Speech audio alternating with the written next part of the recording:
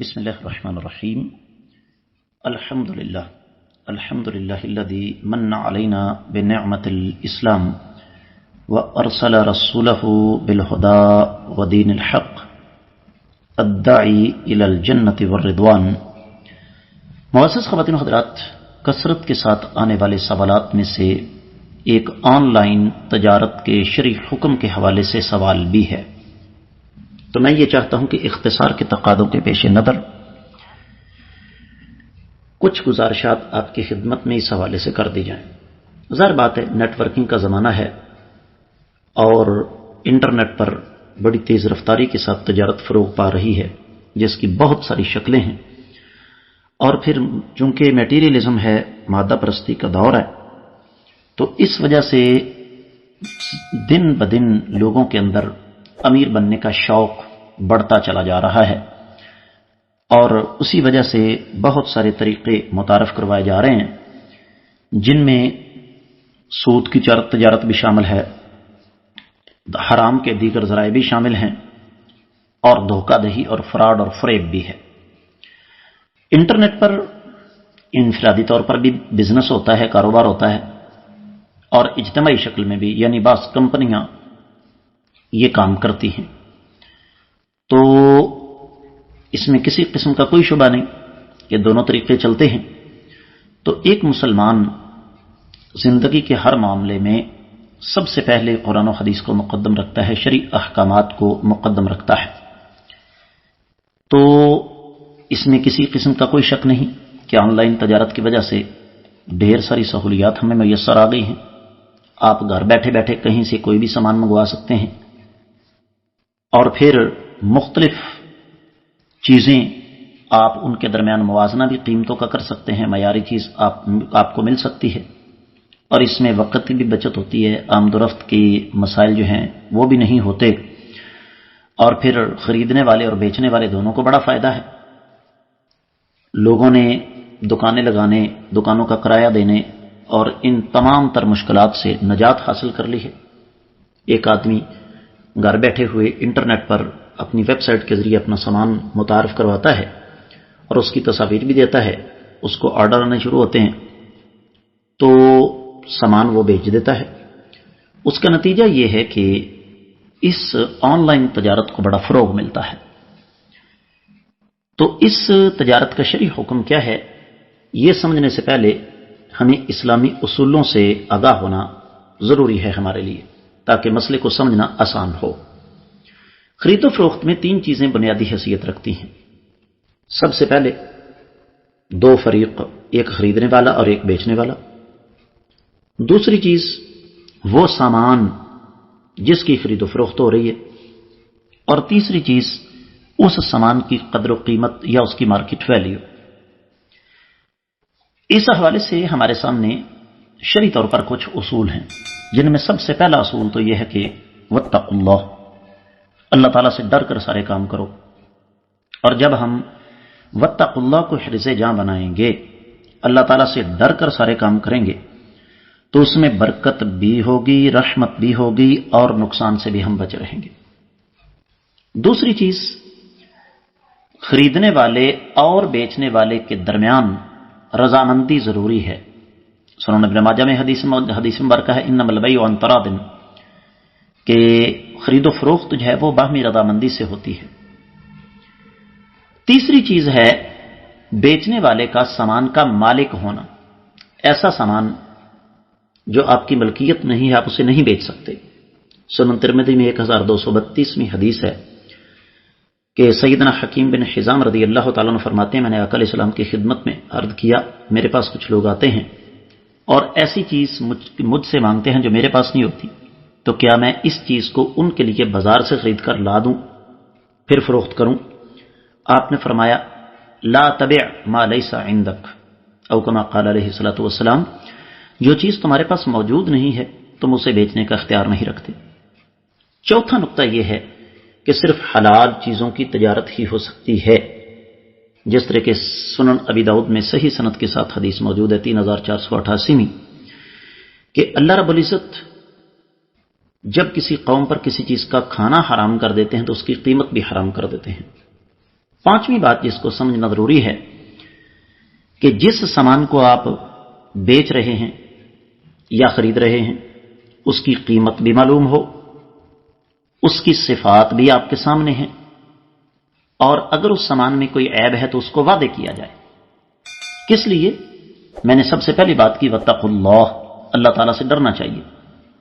सही मुस्लिम में 1513वीं हदीस है, अल्लाह के रसूल सल्लल्लाहु अलैहि वसल्लम ने कंकर फेंक कर यानी कुरानंदाजी के जरिए सौदा करने और धोखे वाली बै से, धोखे वाले सौदे से मना फरमाया है। छठी चीज मुअज़्ज़ज़ ख़वातीन और हज़रात वो है कि तजारत जो है वो सूदी आमेज़श से पाक हो। सूरतुल बकरा 275वीं आयत मुबारका, व अहल्लल्लाहुल बैअ व हर्रम रिबा, अल्लाह ने खरीदो फरोख्त को हलाल जबकि सूद को हराम करार दिया है। अब ये 6 नुक्ते समझने के बाद समझ लीजिए कि वैसे तो खरीदो फरोख्त की बहुत सारी किस्में हैं, लेकिन उनमें 4 किस्में मारूफ हैं।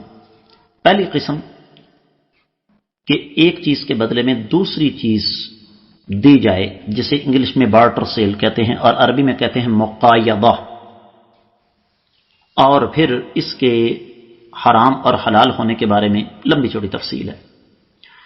दूसरी किस्म यह है कि आप रकम देकर, कीमत देकर कोई चीज खरीदते हैं और मार्केट में ज्यादातर यही तरीका राइज है।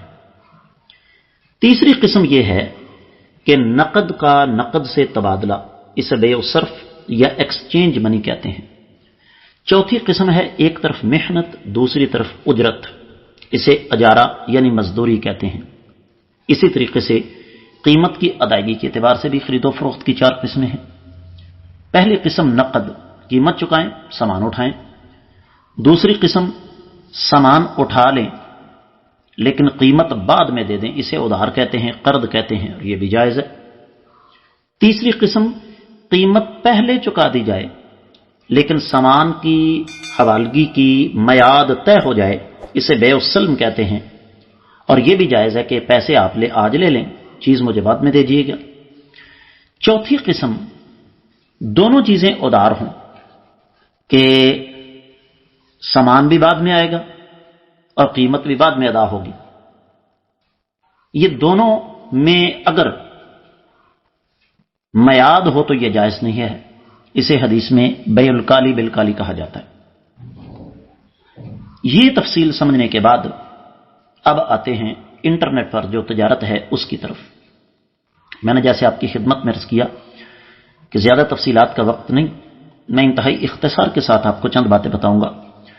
ऑनलाइन तजारत में फॉरेक्स ट्रेडिंग काफी मशहूर है, और वो तरीका कर क्या है कि आप $1000 जमा करवाएं, फॉरेक्स कंपनी में अपना अकाउंट खुलवाएं, अकाउंट खुलते ही आपको एक मखसूस कीमत की कुव्वत खरीद मिल जाती है।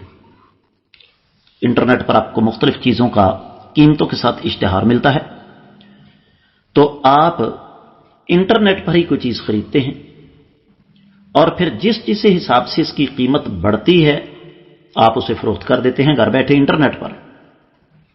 इसी तरह आपको बढ़ती हुई कीमत से फायदा होता है, लेकिन जो ही चीज की कीमत घटती है आपको नुकसान भी होता है, और वो कंपनी जो मिडलमैन का किरदार अदा कर रही है, ब्रोकर का किरदार अदा कर रही है, वो आपसे दोनों हालतों में कमीशन लेंगी, आपको नफा हो या नुकसान हो। और अगर मुकर्रर वक्त के अंदर अंदर आप वो चीज फरोख्त न कर सके तो कंपनी मजीद आपसे रकम वसूल करेगी, और उसमें बहुत सारी खराबियां हैं। मिसाल के तौर पर आप $1000 के बदले में जो एक मखसूस कीमत तक कुव्वत खरीद हासिल करते हैं वो सूद है। दिया आपने $1000 है, आपके पास इख्तियार है कि आप $1,50,000, $80,000, $90,000 का सामान जो है उसकी खरीदो फरोख्त कर सकें। तो ये सूदी पैसे से इंटरनेट पर खरीदो फरोख्त होती है।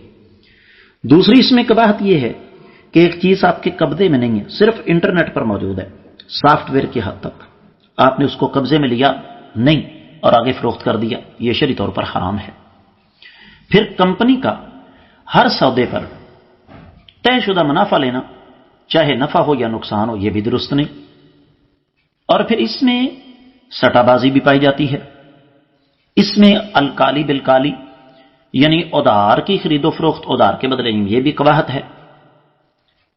दूसरे लफ्जों में यह एक हवा में तजारत है, जमीन पर इसका कोई वजूद नहीं। حقیقی معنوں میں نہ کوئی سامان کی خرید ہوتی ہے، نہ کوئی فروخت ہوتی ہے، نہ کوئی قبضہ ہوتا ہے، بس یہ منافع کا کھیل ہے۔ یہ ہے ایک طریقہ۔ دوسرا طریقہ یہ ہے کہ بعض آن لائن کمپنیاں انٹرنیٹ پر سامان فروخت کرتی ہیں، اور اس کا طریقہ ان کے لیے یہ ہے کہ پہلے قیمت خریدار سے لے لیتی ہیں، سامان بعد میں حوالے کیا جاتا ہے۔ اگر تو اس طریقے میں ہر چیز بالکل نیٹ اینڈ کلین صاف ہو، کسی قسم کا دھوکہ فریب نہ ہو، تو اس میں کوئی شبہ نہیں کہ یہ جائز ہے۔ لیکن انٹرنیٹ کی دنیا میں کچھ بھی ہو سکتا ہے۔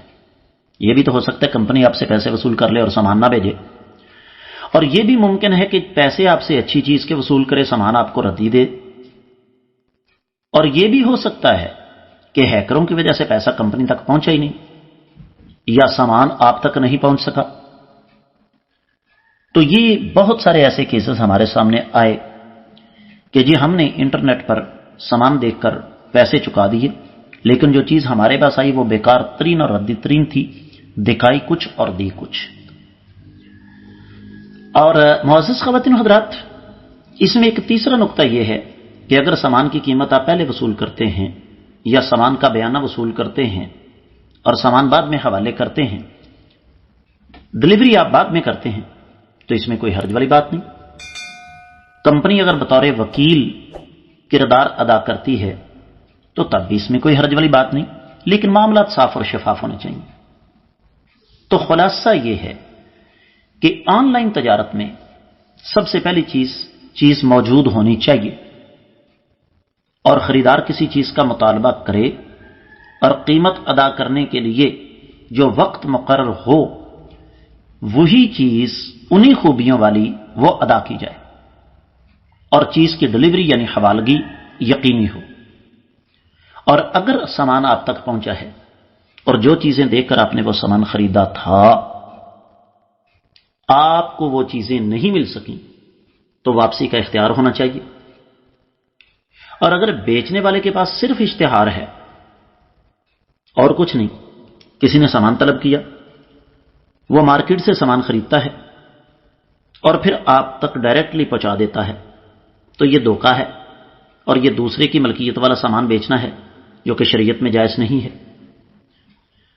تو بہت ساری آن لائن بزنس کی جو ایک کمپنیاں ہیں یا بہت سارے آن لائن بزنس جو ہیں، ان میں دو باتیں زیادہ تر ہیں جن سے بچنا چاہیے۔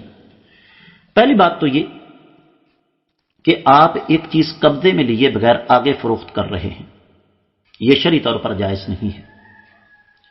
دوسری چیز یہ ہے کہ خرید و فروخت کی کمپنی فرضی ہے، ان کے پاس کوئی سامان نہیں، کمپنی کا نام ہے، اشتہار دیا، خریداروں سے آرڈر لیا، اور دوسری آن لائن کمپنی سے سستا سامان خریدا اور خریدار کو مہنگا بیچ دیا۔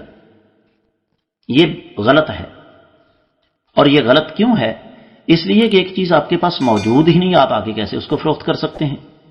ہاں، اگر کوئی آپ یہ کہیں کہ جناب میرے پاس سامان موجود نہیں، میں وہ سامان خرید کر آپ کو دے سکتا ہوں لیکن میں اپنی اجرت لوں گا، تو یہ جائز۔ یعنی آپ بالفاظ دیگر یوں کہہ لیجئے کہ آن لائن تجارت کا سب سے بہترین طریقہ یہ ہے کہ تاجر اپنے سامان کا تعارف صحیح سے ہی کروائے تاکہ خریدار کو سامان کے بارے میں پوری معلومات مل جائیں۔ جب خریدار کوئی سامان طلب کرے تو وہ سامان اس تک صحیح طریقے سے پہنچائے، چاہے اپنے وکیل کے ذریعے پہنچائے، چاہے کسی جو کوریئر ہے اس کے ذریعے پہنچائے۔